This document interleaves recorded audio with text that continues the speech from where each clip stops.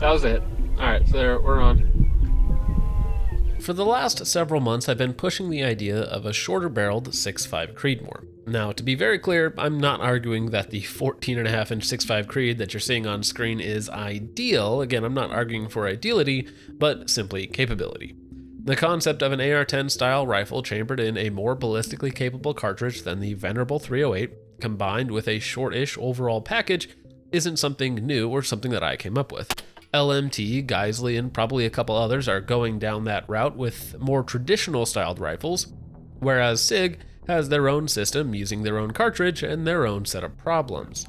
These systems range from $5,000 to $7,000 from these major manufacturers for some reason. Most of that probably has to do with them chasing government dollars, and cloner will pick them up off of Gunbroker for insane amounts of money later on down the road. However, the average Joe can build something out, at least in a similar vein, with mostly off-the-shelf parts for a fraction of the cost. But can you actually make use of a 14.5 inch 6.5 Creedmoor or similar cartridge? And, well, as you've already seen, yeah, it'll do just about anything you want it to do and then some. Now, again, for 99.9% of people, a 16 or an 18-inch system is going to make a lot more sense, but this is sort of a test build just to see what the upper limit of capability would be with a short as possible configuration. I have already gone over this specific build's parts list and the idea behind it, so you can check out those videos on it if you haven't already. But in today's video, we are going to see how far we can push this thing in terms of distance. A couple caveats out of the way at the beginning: I am not a long distance shooter, I don't have a spotter, and this is the farthest I have ever shot.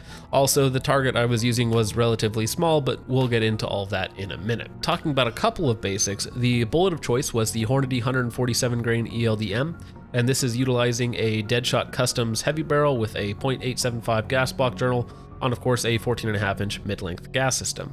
With this barrel, I was able to get around 1 MOA with the 140 and 147 grain ELDMs, and also about 1 MOA, if not a little bit under, with the 147 grain Federal Premiums.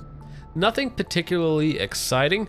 However, the reason that I went with the 147 ELDMs is because they have a superior BC, and at least in terms of recoil, it felt considerably hotter than the Federal Premiums. And when we're taking a short-barreled 6.5 Creedmoor out to 1,200 plus yards, I'll take every foot per second I can get. Now, speaking of feet per second, it would actually help a lot to know the exact velocity of the rounds I was firing, as I don't have a radar to test that either, but I was able to reverse engineer the velocity using known distances. Now, at this point, from what little I could find online, it was saying I should expect around 2400 FPS out of this setup. So that's the number that I started with. I plugged that into the Hornady Ballistics calculator, and at a distance of 370 yards with a 7 mile an hour, 45 degree wind, it spit out a 6.7 MOA hold. Now I dialed 6.5 MOA on my Maven RS1.2, and then taking the shots at 370, I was center punching the target. All right, so come up is 6.7, and the wind drift is 1 MOA, so hold 1 MOA right. We're gonna go 6.5 to start. 6.5 MOA. At 370 yards. Hopefully we can just walk it right in there. Center punch.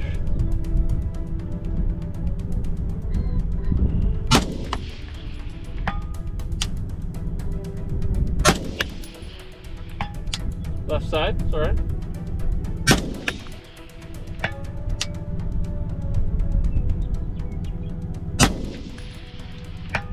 Okay. So now we know that 6.5 MOA is the true hold for this barrel and ammo combo at 370 yards. So now we just adjust our velocity input until the output matches our real world data. In this case, I think we ended up at like 24, 25, or right around there to line up properly. Obviously, your radar would simplify things greatly, but this is a jank way of getting a better estimation of your true velocity. Next up, at 770 yards, the app was saying 21.8 MOA with 3 MOA of wind drift. I dialed to 22 MOA and sent it. Unfortunately, my wind call wasn't great, but after we got that sorted in, I put 3 rounds in about 3 inches, at just under 800 yards. That's a nice group, but also purely luck. That is absolutely not what I would expect out of this upper with me shooting it. Dead center.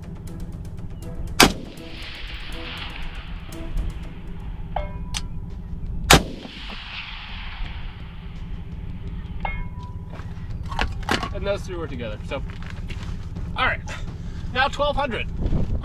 Next up, our last target was set up at 1,220 yards as seen on our Maven CRF rangefinder, which is a nifty little thing. This is actually the first one that I've ever owned. They sent it out to me along with the scope and an 8x monocular. Actually knowing what distances you're shooting at is quite convenient. Now at this distance is where things start to go a little bit nutty. According to the app, I am right at the transonic threshold for my ammo, meaning that it's about to make the transition from supersonic to subsonic.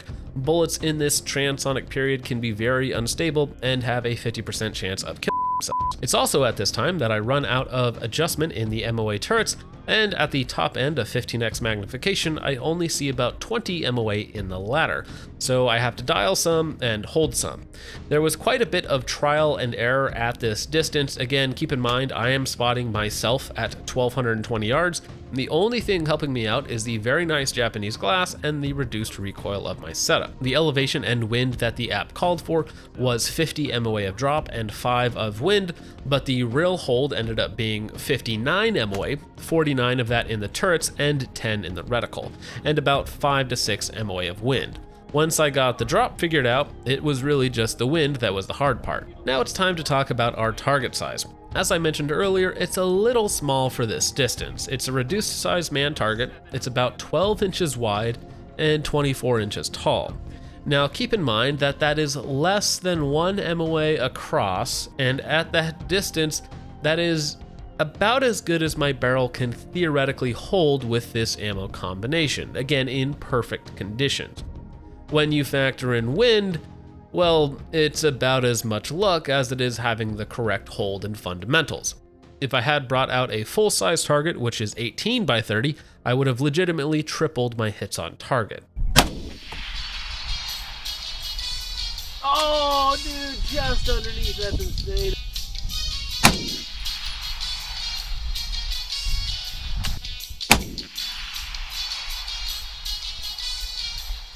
Wow, that's insane.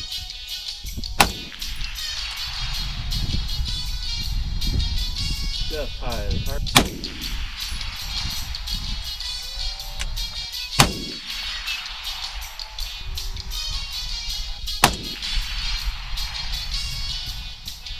Just off.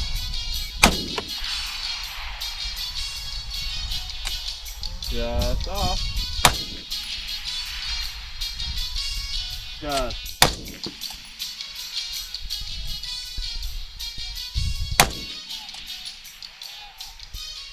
Oh, just off the edge. But as it stood, I would have to watch intently for the impacts. If there was a near miss on either side, just a little variation in the wind, I would have to quickly adjust my wind hold and then fire again before the wind switched up.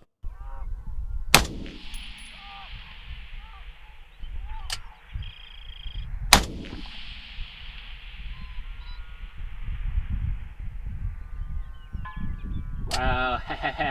So the reason I followed it up so quickly there is because the wind had died.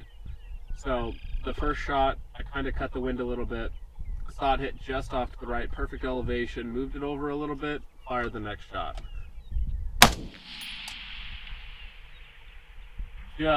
Just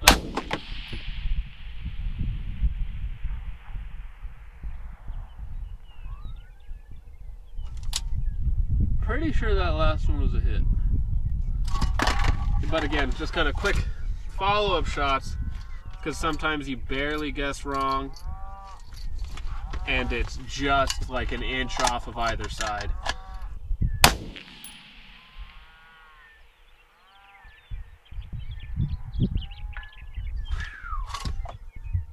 That was amazing. Last round impact, fantastic.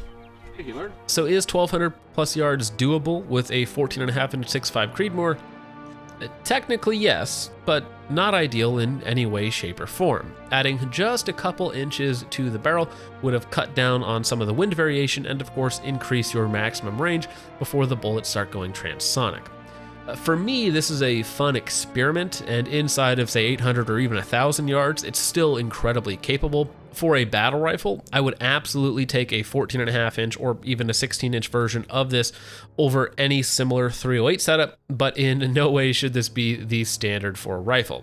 There are specialized applications that can take advantage of the shorter package, higher caliber systems, but again, they are very specialized. I think there is a lot of romanticization of battle rifles, whether it stems from the FALs, the SCAR H's, or the conflicts they were used in around the world. And of course, shooting larger calibers is fun, especially when 5.56 and 7.62x39 no longer scratch that itch. Maybe talking about the battle rifle philosophy would make a good video at some point in the future. But with all that out of the way, guys, thank you so much for watching. I hope you all enjoyed. Let me know what you think of this shorter 6.5 Creedmoor setup and whether or not you think it's the most ridiculous thing you've seen today. But with all that out of the way, thank you so much for watching. I hope you all enjoyed. I will see you in the next one. God bless.